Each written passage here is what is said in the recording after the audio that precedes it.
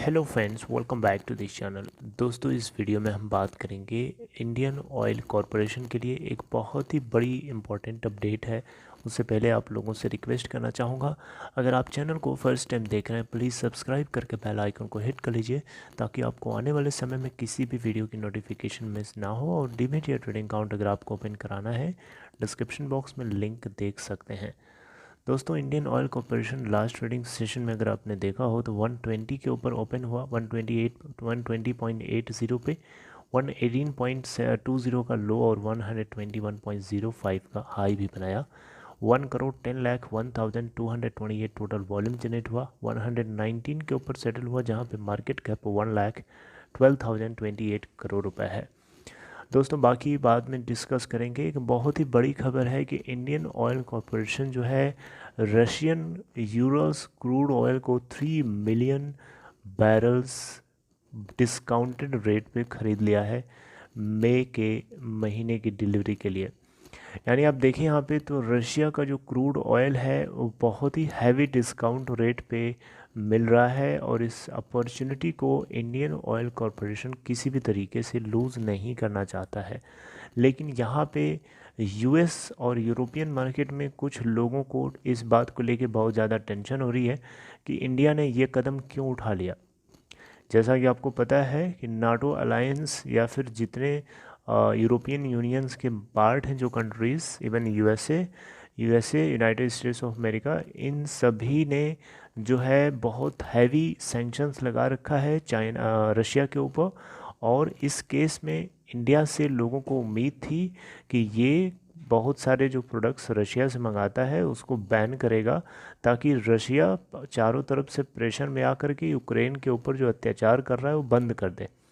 लेकिन इंडिया को जब रशिया एक डिस्काउंटेड रेट पे, वो भी हैवी डिस्काउंटेड रेट पे, जब क्रूड ऑयल सप्लाई करने को तैयार हो रहा है तो इंडियन ऑयल कॉरपोरेशन किसी भी तरीके से कोई कमी नहीं छोड़ना चाहता और उससे बचना नहीं चाहता, क्योंकि यहाँ पे एनर्जी और गैस एक बहुत ही क्रूशियल डिमांड होती है, क्रूशियल चीज़ होती है।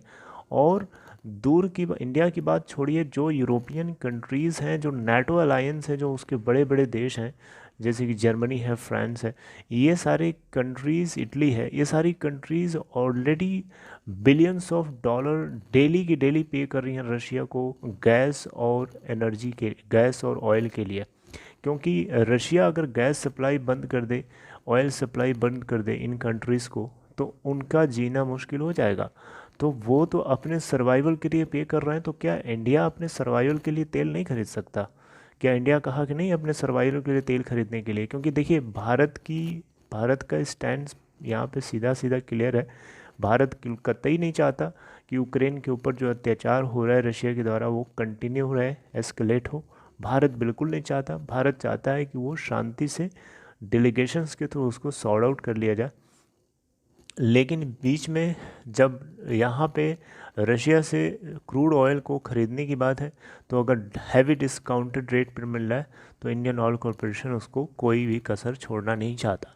लेकिन इसको लेकर के कुछ यहाँ पे मीडिया रिपोर्ट्स की तरफ से बहुत अजीब व गरीब तरीके की बातें करी गई हैं। यहाँ पे आप देख सकते हैं, वहाँ के एक यहाँ आप देख सकते हैं लिखा गया है कि इंडिया को जो है बैन कर देना चाहिए, इंडिया के ऊपर भी सैंक्शंस लगा दिए जाने चाहिए यूएसए के द्वारा। और यूरोपियन यूनियन बहुत सारी मदद करता है, सहायता प्रदान करता है, एड देता है, वो सारे एड बंद कर देना चाहिए। और इन्होंने तो इतना तब धमकी दे दी है कि इंडिया की इकॉनमी डिस्ट्रॉय हो जाएगी अगर यूएस जो है सैंक्शन लगा देता।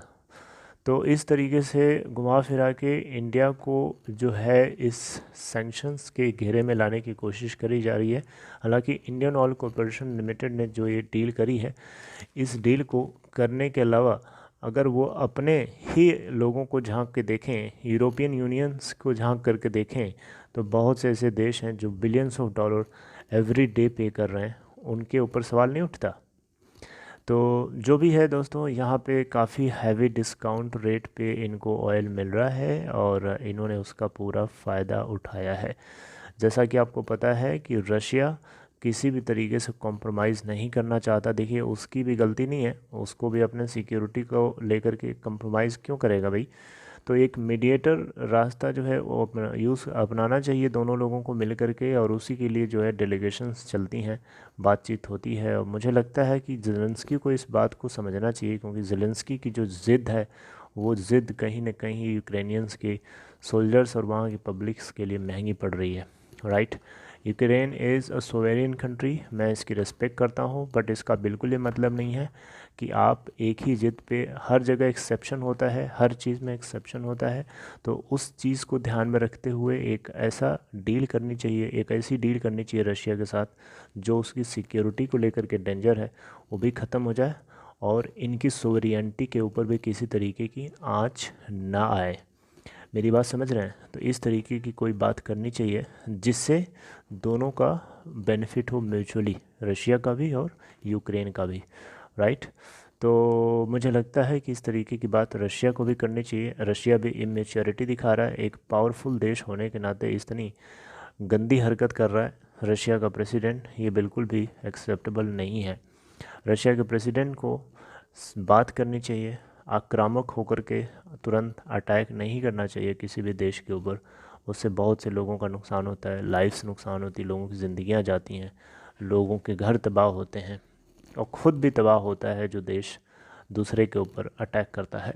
अब रशिया की क्या हालत है आज की डेट में आप खुद भी जानते हैं। रूबेल और रशिया के बीच में ये जो क्रूड ऑयल ख़रीदा जाएगा, ये रूबेल रशिया की आपस में डील होगी।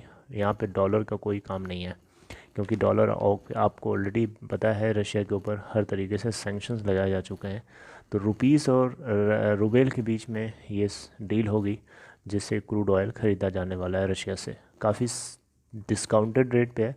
इसको फ्री में लूटना तो नहीं बोलेंगे, लेकिन हाँ काफ़ी डिस्काउंटेड रेट पे मिलेगा, तो कह सकते हैं एक तरीके से। तो ये एक छोटी सी अपडेट थी यूक्रेन इंडियन ऑयल कॉरपोरेशन को लेके। I hope you like this information. दोस्तों, अगर आपको ये कंटेंट समझ में आया हो तो इस वीडियो को लाइक करके सपोर्ट दिखा सकते हैं। And take care, see you next time.